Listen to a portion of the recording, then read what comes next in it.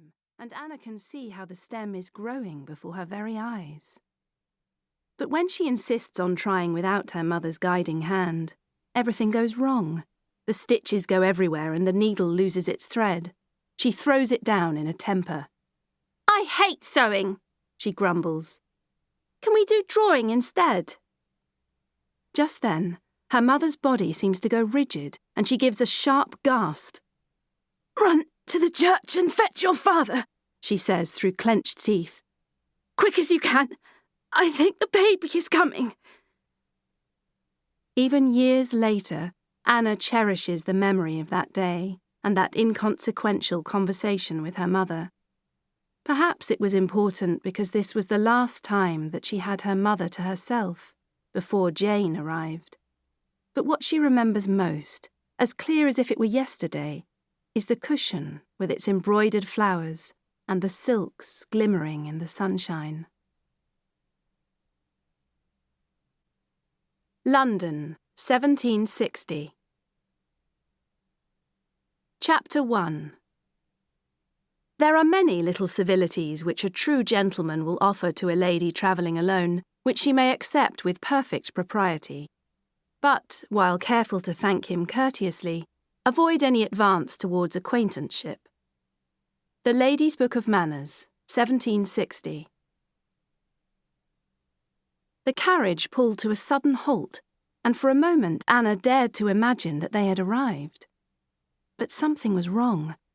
In the distance could be heard a great deal of commotion, deep-voiced male shouts and the screech of women's voices. They could see nothing from the windows, and no one came to open the door.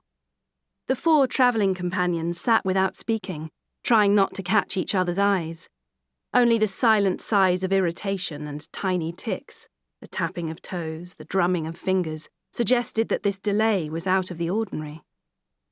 After a few minutes, the gentleman of the middling sort cleared his throat impatiently, took his cane and knocked briskly on the ceiling of the carriage.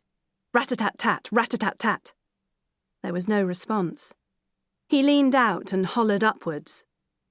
"Coachman, why are we stopped?" "We'll be on our way shortly, sir." He did not sound convinced. They waited a few moments longer, until the gentleman huffed and sighed again, stood up and let himself out of the coach, telling his son to stay with the ladies. Anna heard him exchange words with the coachman, and 5 further minutes passed.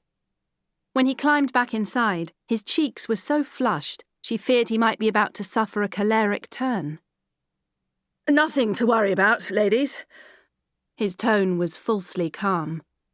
"May I suggest, however, that you pull down the blinds?" The carriage began to jerk backwards, forwards and sideways with such violent movements that the 4 of them were thrown about like butter in a churn.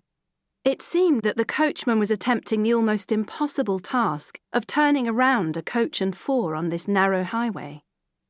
The shouting outside became louder. It was hard to make out any words, but at times it took on the rhythm of a chant, angry and menacing. What sounded like stones seemed to clatter on the cobbles around them, and, even more alarmingly, against the carriage itself.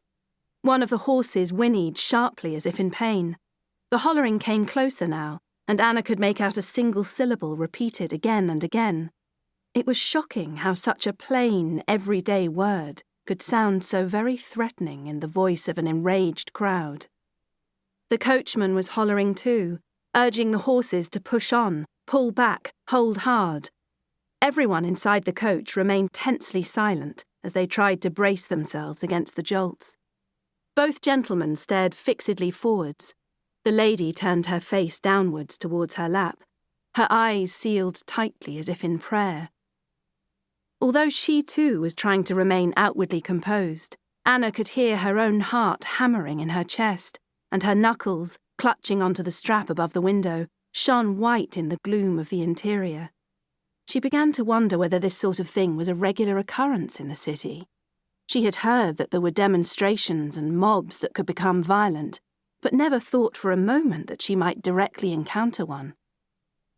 Finally, the carriage set off again at a great lick, but with the blinds still drawn, it was impossible to see in which direction they were now travelling.